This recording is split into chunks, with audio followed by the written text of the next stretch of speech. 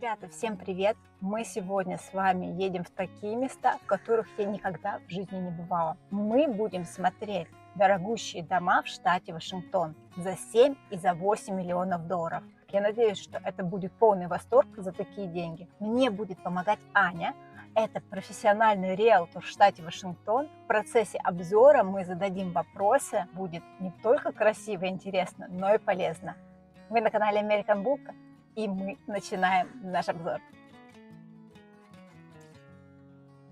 Первый дом у нас находится на юге города Белвью, на берегу озера Вашингтон. За него просят 8 миллионов долларов. Город сам по себе считается одним из лучших для жизни в окрестностях Сиэтла. Этот дом был построен в 2008 году. Его площадь почти 550 квадратных метров. Здесь 4 комнаты и почти 4 санузла. Главная прелесть в этом доме – это выход к воде. Вы здесь можете припарковать свою яхту непосредственно у дома. Ребята, хочу вас познакомить с Аней, я уже упоминала ее. Это настоящий профессионал в сфере недвижимости в Америке. Спасибо огромное, добрый день. Скажи, пожалуйста, на что стоит обратить внимание вообще при покупке дома? Здесь речь идет о достаточно больших деньгах. Стоит ли этот дом 8 миллионов? Сам дом, если мы просто возьмем эту постройку, конечно, эта постройка, если она стоит 3 миллиона, сама по себе уже хорошо.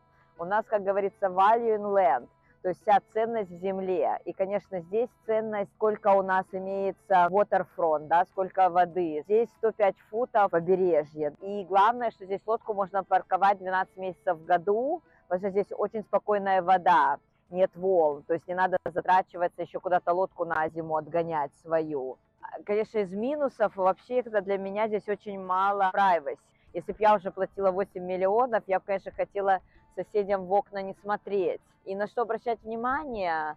Конечно, на планировку дома, которая вам нужна. Вот это one story with a basement, что называется. То есть нижний этаж, получается, что там невысокие потолки, и вообще он холодный. И даже вот такой солнечный день, там очень холодно ходить. Потом мы смотрим, какой сайдинг. Здесь вот деревянный сайдинг. То есть ты знаешь, что этот сайдинг будешь менять. Может, или каждые 10 лет его надо будет починить, поменять. Конечно, новые дома уже строятся с цементным сайдингом, и он вечный, да, там 30 лет можно не думать. Затем смотрим на крышу.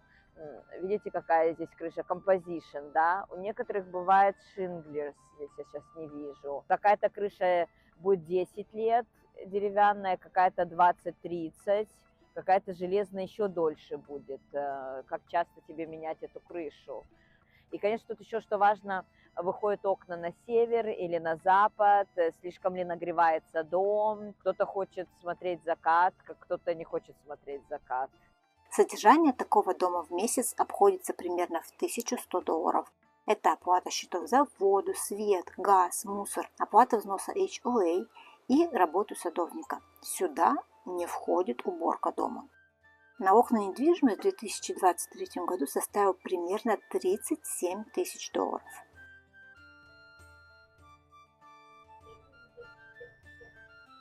Да, самая ценность в деке. И видишь, как он low maintenance deck, то есть он сделан из камня. И часто люди делают камень или гравий, чтобы сэкономить на лендскейпинге. За кустами надо знать, как их подстригать, когда, как часто. Это самое дорогое, это содержать вот кусты.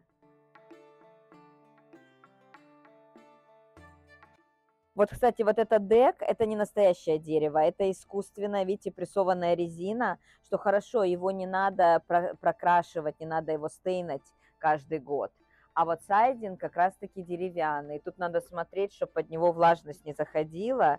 И еще, кстати, что важно, чтобы сайдинг 2 инча не доходил до земли. Если сайдинг будет трогать землю, прикасаться или к траве, то он начнет подгнивать изнутри. Вот здесь вот правильно сделано.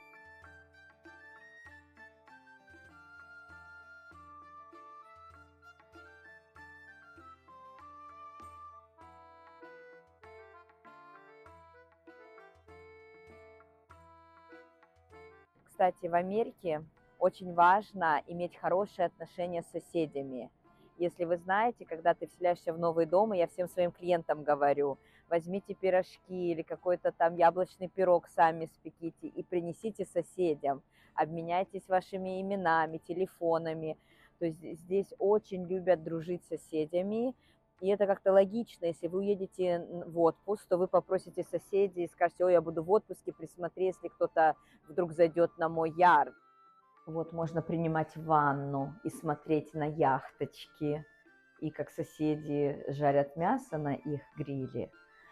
Но я хочу сказать, очень часто в американских домах вы видите, что ваша гардеробная выходит из ванной.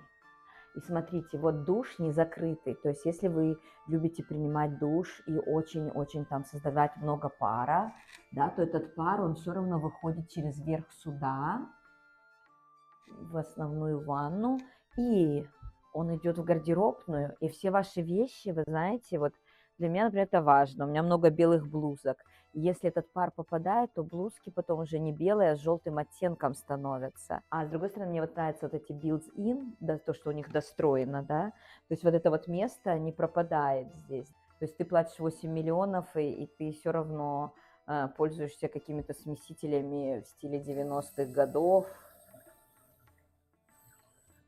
Ну, окей. Из интересного, насколько изменилась стоимость этого дома. Изначально его покупали за 2 миллиона 300 тысяч долларов. То есть за 16 лет его стоимость выросла на 5 миллионов 700 тысяч долларов. Разница впечатляет. Также здесь есть яхт-клуб. Если вы хотите к нему присоединиться, то вам нужно заплатить 5000 долларов.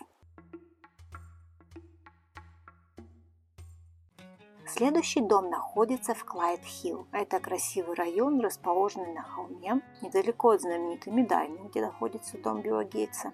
Стоимость этого дома 7 миллионов долларов. Построен он был в 2026 году. Это дом чуть побольше, почти 600 квадратных метров. Здесь уже 5 спален. В доме чувствуется большая приватность за счет высокого забора и стуй, который у нас тут расположен по периметру.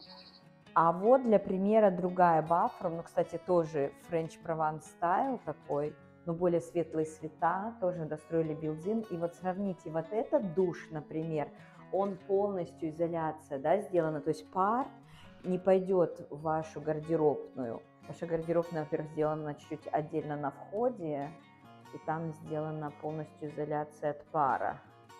Здесь уже есть privacy. Здесь уже есть privacy, потому что эти туи поставили. Если бы не было туи, вы бы тоже смотрели в их ванну. Да, здесь уже хотя бы можно расслабиться в ванной. Вот мы уже более расслаблены. Выхода к воде, как вы понимаете, нет, зато есть выход на маленькую террасу на крыше дома, откуда открывается вид на горы и Сиэтл.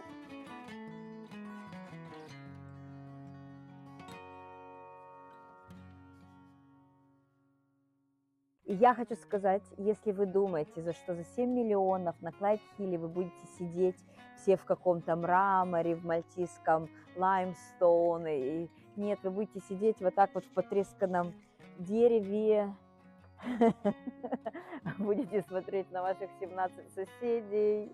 А вообще сколько должен стоить дом, вот так, чтобы дух Захватила дух, ну хотя бы 15. Начиная с 15 у меня дух захватывает миллионов. В данном доме вопрос ухода за садом решили кардинально. Большую часть участка закатали в асфальт и засыпали опилками. Камин в офисе, вот где камин. Камин в офисе. Такое что-то... Да, можно поработать. Опять же, вот те два дома, ты на них смотришь. Но все-таки много зелени, да, не особо ты их видишь. И все забетонировали, недолго думая. Асфальтом закатали, бетоном.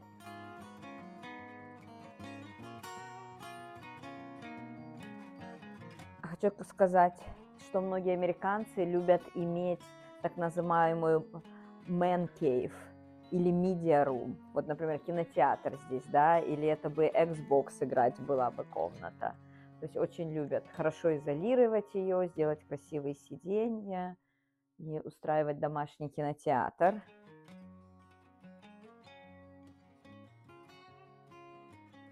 Ну вот, посмотрите, за 7 миллионов вы будете пить ваше вино с каких каунтеров? Таких с каунтеров за 2 цента. Деревянные, ДВП, как это у нас называлось? У меня вопрос. Мы видим в доме очень много мебели. Это стейджинг, правильно я Да, понимаю? да, да. Да, это привезли мебель, то есть продавцы заплатили, например, там $9000, приехала компания, поставила эту мебель.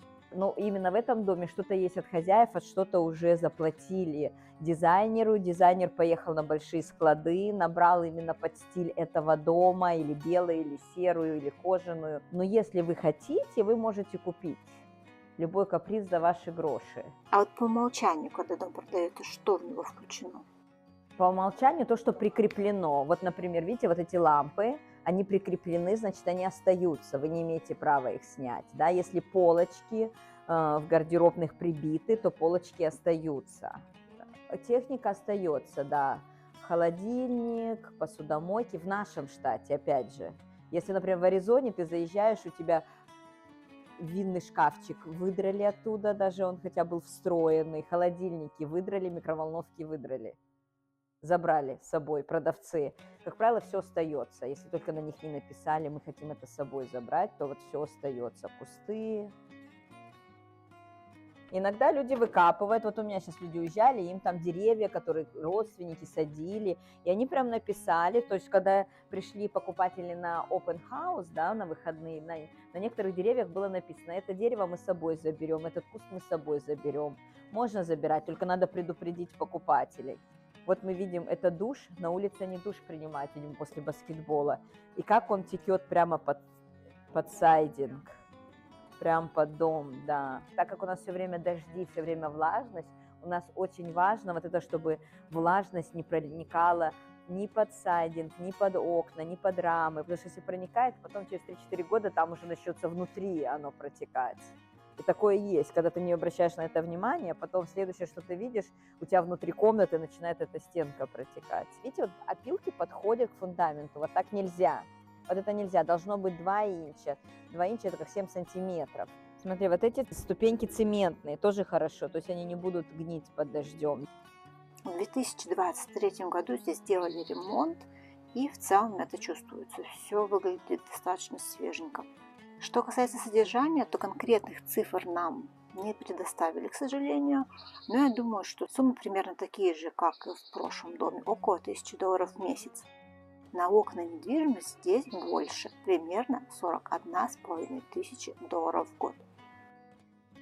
Что хочется сказать после просмотра этих домов? За такие деньги, если честно, я ожидала какого-то вау-эффекта. Но этого не произошло. Дома сами по себе хорошие, но когда тебе нужно расставаться с такими суммами, как $8 миллионов, ты ожидаешь увидеть идеальный дом. Нет, они не идеальные. Например, в первом доме это отсутствие приватности.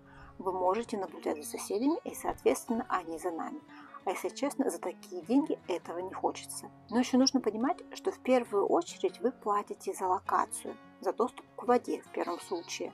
И в подобных местах живут очень интересные люди. И купив тут дом, это такая большая инвестиция в твое окружение и в окружение твоих детей.